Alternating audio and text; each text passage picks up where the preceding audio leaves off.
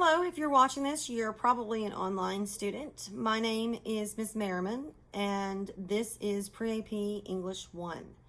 Today in this video, obviously I'm going to introduce myself so that you can see who your teacher is going to be, especially for hopefully when we come back to normal times, but who you're dealing with in the meantime while you're online. The main thing that we're going to go through in this video is how to navigate Schoology, specifically for my class, because I imagine each class will be a little bit different. So I wanted you to experience how to navigate it for this class in particular. It'll stay the same all the way through. And of course, if you have any questions, you can always ask me. I also wanted to go over the syllabus with you just a little bit. It's very important. This is the first thing that you have to do online. You have to read through this syllabus and you have to sign it. So what you're going to do is you're going to download the syllabus or print it.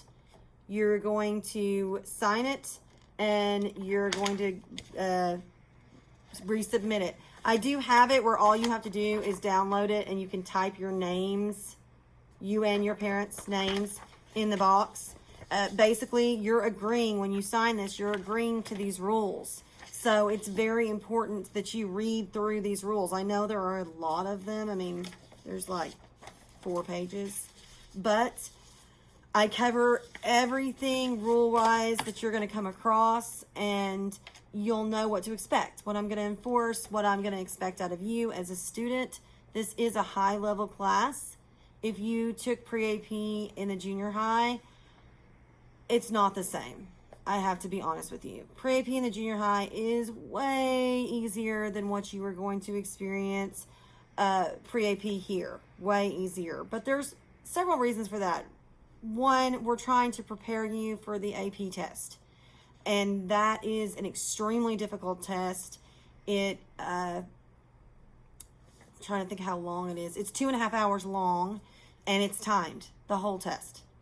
And it's got 3 essays. We're also trying to prepare you for college. Ultimately, most kids in pre-AP are on the track to go to college. That's where they want to be eventually. And we're trying to get you prepared for what is going to be expected of you in college, for handling a workload on your own and getting used to that with guidance, so that when you get out there in college and you don't have any guidance, you're prepared. And of course, finally, we're trying to prepare you for the STAR test. So the rigors of this course are not intended to punish you. They are intended to push you, to challenge you, to bring you up to your absolute highest level. One of the biggest things that I'm probably going to talk about in regards to online is that, of course, you need to make sure that you have a device that is capable of doing what you need. I know if you contact the school, they're giving, well, not giving, but they're checking out iPads and computers or laptops. Ideally, you need access to a printer. If you don't have one, you can use the public library, like the Mount Pleasant High School Public Library, or I'm sorry, Mount Pleasant High School. The City of Mount Pleasant Public Library has a way to print up there, and they have computers, so you can go up there, access Schoology on the computer and print. You won't have to print a lot, but you will have to print things at times. It's just simply something that will need to be done. For instance, you have a Fahrenheit 451 book that you can pull up on PDF, but at certain times you are going to need to annotate it, so you really need it printed. Is in regards to your books, if something happens and you can't print one, I can always leave a PDF for you at the front, and you can come by and pick them up, but you need to let me know. And I'm really probably only going to do that with online books. The little stuff that I ask you to print along the way, you're going to need to print on your own. So you definitely want to start thinking about how you're going to make that work out in your, for you. What's the best way? Maybe it is going to the public library. Maybe it's you download the stuff and then you email it to your mom and she prints it at her office because it's only a page long and it's not that big of a deal. Maybe it's you print it on your printer at home, but it's something that you need to keep in mind. Another thing I will say, Schoology really works best on a laptop or a computer. It does work on tablets, it does, but you may run into issues here and there. It's not like you can't use it. It's just something definitely to consider. You know, if you start having problems, you can let me know. Now, I will say, there is a limit to your problems. It's very important, because of the level of this class, that I keep, and I say a limit to your problems. That's the wrong way to say that. There are limits to what I will accept and what I won't in regards to technical issues, which I'll explain. It's very important that I keep this class equitable so that the in-class students basically come up against the same difficult tests, the same difficult scenarios as the online students. And I realize that when you're at home, it's extremely easy for you to go out on another website and look up answers, or if you're taking a test, to, especially like vocab, to look at the answers in your vocabulary. But one of the things that happens with Schoology, when you start going to other websites on the same, like on the computer, if you've got one page pulled up and you pull up another one to go to another website, if you're off the Schoology website too long, Schoology kicks you off. And I always have kids come back and say, well, I got kicked off, or this happened and I couldn't do it. I will accept one technical issue for the semester. You need to choose it wisely, what you want to use it on. Now, if you have just a ton of technical issues, then you definitely need, like, say that you don't have good Wi-Fi or you don't have good internet service. You're going to need to look at ways that you can resolve that. Maybe talk to your parent can come talk to me. Some way that you can resolve that issue and make that, fixable. I want to help you as much as I can, and I will definitely work with you and your parents to try and find a solution if you're having serious technical issues. But like I said, it's so important that I keep this class equitable, so I can only, that's going to be a very limited situation. At a certain point, you definitely are going to have to try and find a way to resolve any. You can't just keep coming back and saying, well, I have terrible internet, so I just keep getting kicked off. You're going to have to resolve that issue. You're going to have to find a way to solve that issue. While I may accept that as an initial excuse, if it's the, fifth time you've told me that, I'm probably going to be like, I don't know, maybe you need to take your device and go to the public library, where they also have free Wi-Fi, and work in the public library during so much time. Or maybe you can check in every day, but when you have a test and it's possibly going to kick you and your Wi-Fi is not that good, well, at that point you can go to the public library and work there, or someplace like that. Maybe it's not the public library, maybe it's your aunt's house. Maybe your aunt has better Wi-Fi than you do, but you go to a place that has reliable internet and you can access your stuff in a reliable way. Basically, I've just got to keep it equitable. So if you have technical issues, yes, I want you to reach out to me, but there will be a limit on that situation. You are going to have to, at a certain point, if it keeps happening, you're going to have to talk with maybe me, your mom, your dad, maybe all three of us need to get together and come up with a solution for your issue so that it doesn't continue to happen. I'm trying to think. The literature that you're going to be studying, which, like I said, you'll see in the syllabus, this year we're going to read Fahrenheit 451. That'll be your first novel. We're going to read The Uglies. That's tentative, but that's currently planned. We're going to read Stars Between the Sun and the Moon, Frankenstein, many short stories, poems, nonfiction essays, Romeo and Juliet for sure, and The Odyssey. All of these will be supplied for you in a PDF that I will put on Schoology, so you will have access to all of these as you need them. Like I said, if you have any issues with that, just let me know. Vocabulary test, you'll have a vocab test, every 2 to 3 weeks, give or take. This first week, you're already getting a set of words. They are timed, so keep that aspect of making sure you're in a reliable place when you take them. Attendance, I'm sure you've already been told, but basically with Schoology, you have to log on every day. I will say, so far, every day, I've got assignments They may be small assignments, like maybe it's just a bell ringer. Maybe you don't have a lot that you have to do for this particular day, but there will be assignments, at least one for you every day, just about. Every once in a while, that may vary. Maybe you're working on an essay and you have 2 to 3 days. Either way, you must still log into Schoology every day to be counted present, so make sure you do that. Late work, it's the same way on Schoology that it is in class. If you turn in something late, I, of course, will take it. I don't like to say that I won't take your work. I just need a laptop.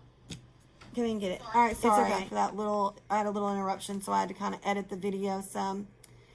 I don't like to say that I won't take your work. I hate saying that. Even if it's late, I try to take it, but there has to also be a limit, because I honestly don't believe that it's equitable or fair if Nigel over here, who has band and soccer and all this stuff that he's taking care of, is turning stuff in on time and really working hard to do that, and you keep turning in late work. So you can turn it in for up to 3 days. Each day you lose 10 points. On the third day or after the third day, I won't take it anymore. So that's something you definitely need to, talk with your mom about, or make sure that they understand. It's something you need to make sure you understand so that you are prepared for that. It's very important that you meet deadlines. In college, they don't let you turn in stuff late at all, period. So it is extremely important that you do that. It also, another thing that I'll cover, this will be the last thing really. Now, there's other things in the syllabus, so please make sure that you read through it, regardless of us talking about it right now. The other thing I would say, daily work.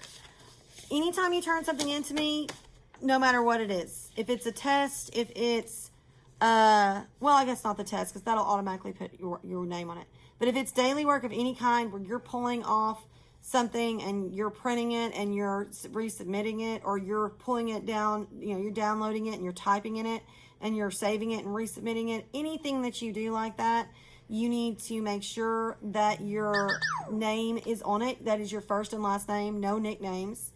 And you need to make sure that the class period is on it. Yes, I know you're an online student, but you're enrolled in a specific class. When you come back, you're going to be in my third period. Or when you come back, you're going to be in fourth period. So you need to make sure the class period is on it, and you need to make sure the date and the title should always be on there. Anything you leave off, you will lose 5 points for. It's simply following instructions. It is a TEK that I am actually supposed to teach. So I feel, as far as, following the TEKs like I'm supposed to, I don't, which you guys may not know what the TEKs are. That's like the state requirements of what I'm supposed to teach you. So in that regard, I feel like following those state requirements is a good thing, and you learning to follow directions is a good thing. So yes, you've definitely got to make sure you do that. Now, what we're going to do is I want to show you the Schoology page and us kind of go from there. Okay, for our training purposes, so to speak, I wanted to show you what you would see on your end. So I'm using my daughter. She graduated last year. I'm using her Schoology. But essentially, when you go into Schoology, basically your first page will most likely look like this. This is what you'll see. You should always pay attention to the stuff on the right. This is your upcoming due dates. It's like your calendar of what's expected when. You can actually go into the calendar and see. And I actually connected my daughter to my class. So this is be very similar to what you see. Now, you will probably have other assignments because you have multiple classes. But on the 19th, you have to turn in this signed syllabus. And you can actually click on it and you can view the item. You can go at it from that direction, but I'll show you another way. And it gives you for each day, like what is due for that day. Now, like I said, as you get more classes, I'm sure you'll have more stuff here. But for right now, it gives you what is viewed for each day. Don't try and work ahead. I know some of you think, well, that could be beneficial, but you actually have to check in and work on it every day. So unless there's some reason, I probably won't open assignments until the day of. Now, if you contact me because you have some reasoning for needing to have them open sooner, I can definitely work with you, but it would be something that you would need to contact your teacher about and let them know. So basically, you'd be able to do this signed syllabus, but you're not going to be able to do the bell ringer until the 20th. You'll see it, but you won't be able to do it. So back to your main page. So if you're on this main page, and by the way, if you click Schoology, it'll always take you back home. So if you're on this main page, you click on your courses and it brings up all the courses that you are signed up for. If you don't have any courses yet, you simply click join a course and you enter the access code. The access code will be given to you by your teacher. I am not honestly sure, but if you've made it this far, like how the school's getting the access codes, but if you've made it this far, I'm sure you have them or you wouldn't be watching this video. Anyway, if you want to join another class, that's how you do it. But you go in here, you find the class you're looking for. This is Pre-AP English I 2021. And here you go. So when you pull up this class, as you can see, I have a set organization. But now I will say every class is going to be a little bit different. Like AP Biology, definitely different. Okay, so every class will have a little bit different structure. So it will be important that you kind of learn how to navigate each one.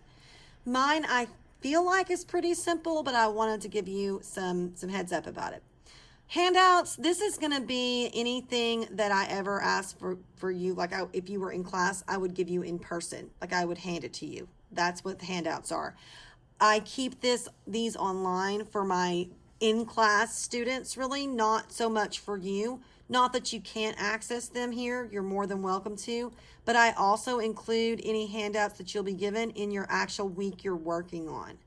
Same way with the notes and the vocabulary. I'm not sure I've added the vocabulary. Oh, I have. You can look at set 1 here, but as I'll show you in a minute, you can look at other weeks. And one more thing. When you go into each folder, like if I go into handouts, if I want to get back out, all I have to do is click on materials and it'll take me back to the main page. I believe you can also click this arrow. Yeah, and it'll take me back to the main page. So each week when you come in, you will want to go to the folder that corresponds with your week. So for the beginning of school, the very first folder is this August 19th through 21st. So that's going to be the first one that you want to access. So you go into it.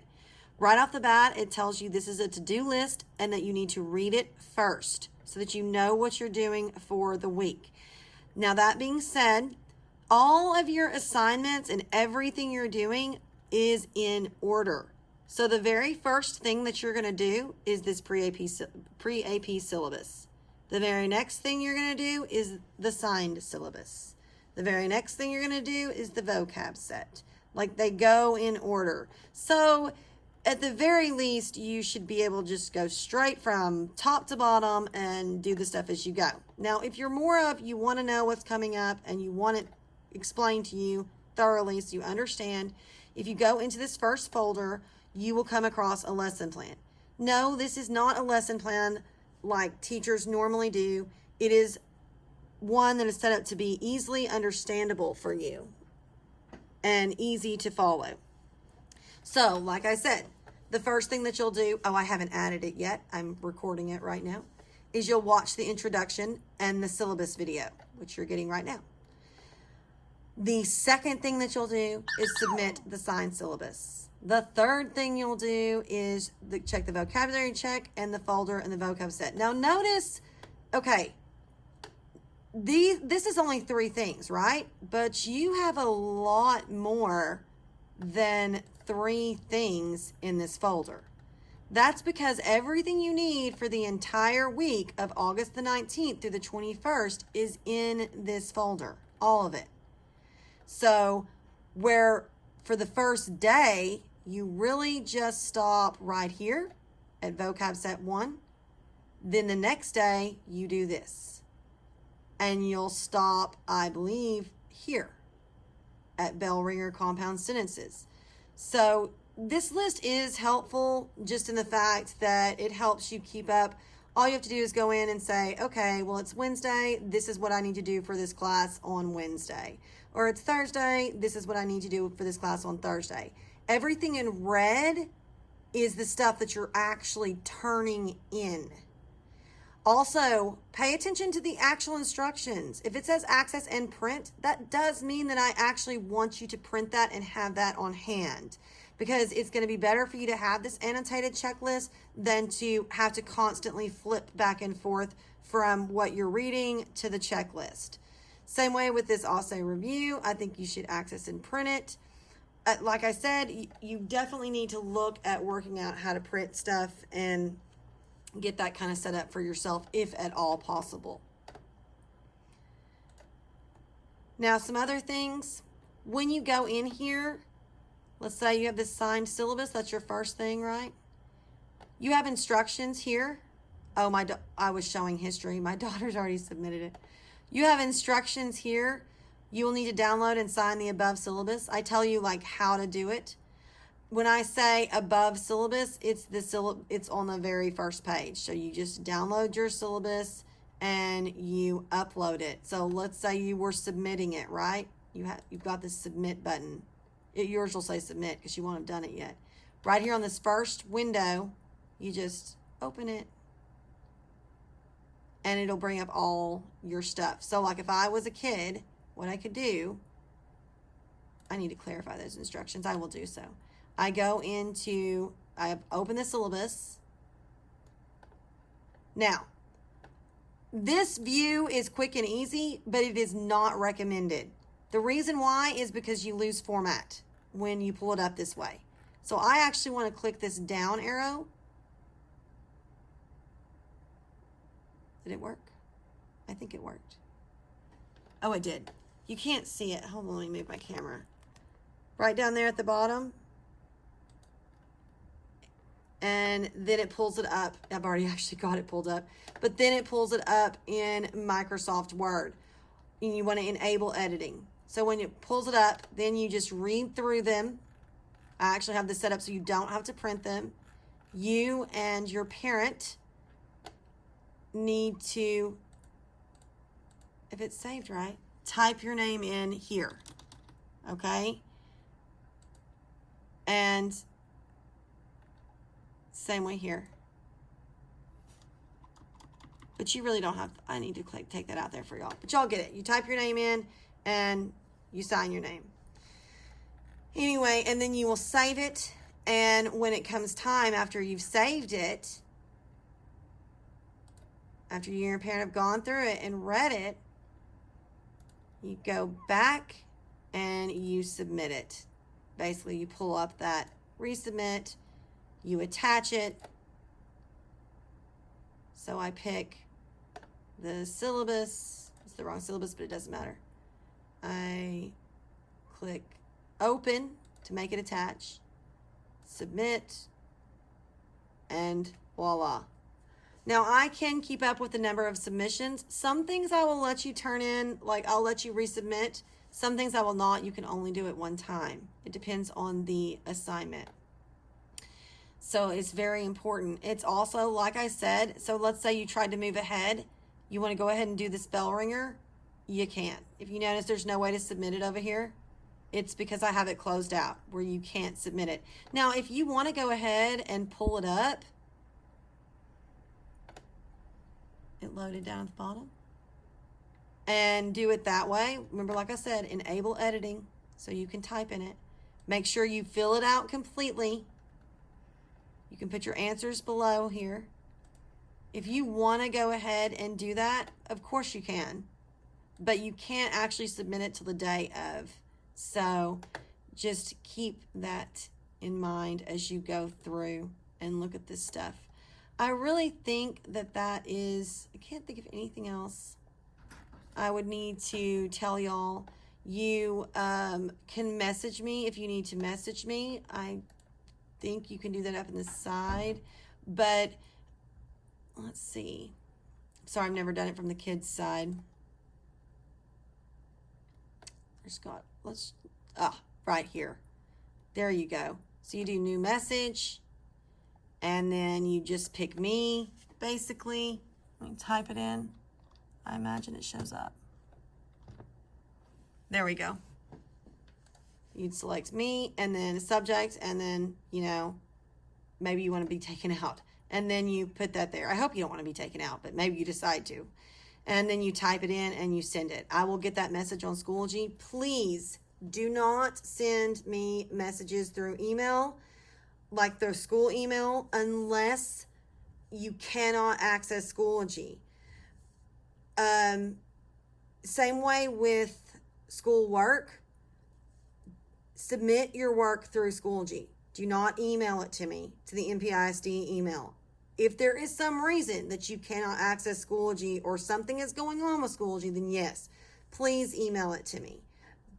And I included my email on the syllabus, so you have access to it all the time. But that needs to be a last resort. Please do not email me, because the reason why is not that I mind you emailing me, it's that the school needs record of you being active in Schoology to count you present. And so let's say that you're struggling with something in Schoology. All that communication that you do, even if you can't submit something for that day, it's proof, it's a record of you being in Schoology. It also helps a great deal for me and my organization. I don't have stuff coming from every which direction. It's just coming all straight through Schoology. So now, like I said, there are exceptions to this. If something happens and you can't access it, by no means do I want you to wait until you can finally access it again to turn something in. If you know that there was something that you needed to turn in and you've got it, then yeah, go ahead and email it to me. Also, if you're having trouble with Schoology like that, email me and let me know. If you can't get into it, or you don't know, it's not working for you, or something is not working, please email me and let me know on my school email. If it's something that you're in Schoology and you're working on, and Schoology itself is working just fine, you're just confused or whatever, please send me a message through this message system up here.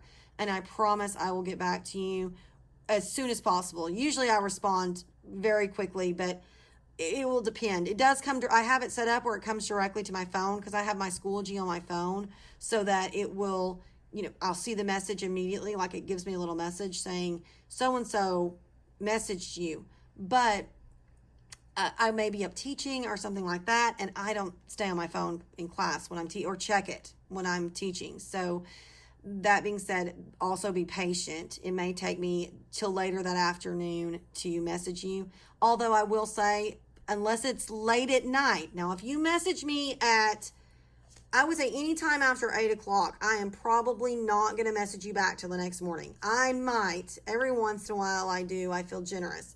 But a lot of times I won't. And a lot of times I may be asleep. I will definitely say anything after 10 o'clock, I'm going to be asleep. So, and I am not, even if it wakes me up, it's just going to frustrate me and I'm going to go back to sleep. So anything after that, you will not receive a response until the next morning. So you need to make sure that if you're doing tests or something like that, please don't wait until 11 o'clock at night to get on and take that test. In case you have problems, you can message me with it. If you do that, it'll be the next day before I get it, for sure. So, or, go through it. But most of the time, I'm really quick, or I try to get back as soon as possible to students.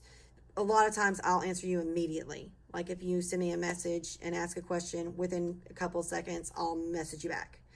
Now, that being said, if you post to updates, it is very important that you keep in mind that anything that you put here, yes, you can post here, but anything you put here shows up on the main page. So, like, if I go to the main pre-AP page, it's automatically set to pull up here. And there's no updates in here. Let me find one that has one, like where she's used it before. She may not have updates either. Well, she does. If I go to the main, see, Elian Gonzalez posted this. Everyone in his class could see this. One person liked it, right? So if you post stuff under updates, you need to make sure that it is appropriate. Well, it needs to be appropriate even if you message me, but I'm just saying, because this will definitely go out through the whole class. You definitely need to make sure that it is appropriate and it is okay to post there. But if you just have a question for me, then yeah, just send it directly to me. I really think that is everything. I can't think of anything else that you might Oh, I forgot about this. You can download these apps. These are available for you. There will probably be more once the free version gets set up at the school. That it hasn't been set up yet for us anyway. But once you get that far, if you need any of these apps, you can download these apps and they may help you. I really think for the most part though, that is it. You always have a little notification bell. What this is telling you is that I posted stuff, right? Posted how to annotate and tells you when. So it will let you know. I will say I try to go out way far. I plan, 2 or 3 weeks at a time, sometimes more. So these will help you, but not as much as maybe for some classes, as they may not post it until the day of. Mine go pretty far out. So anyway, that's really it. If you have any questions, don't hesitate to contact me either through Schoology, or like I said, if you can't get in to Schoology, through email. And I promise I will get back to you as soon as I can. And I hope to see you before too long. Bye, guys.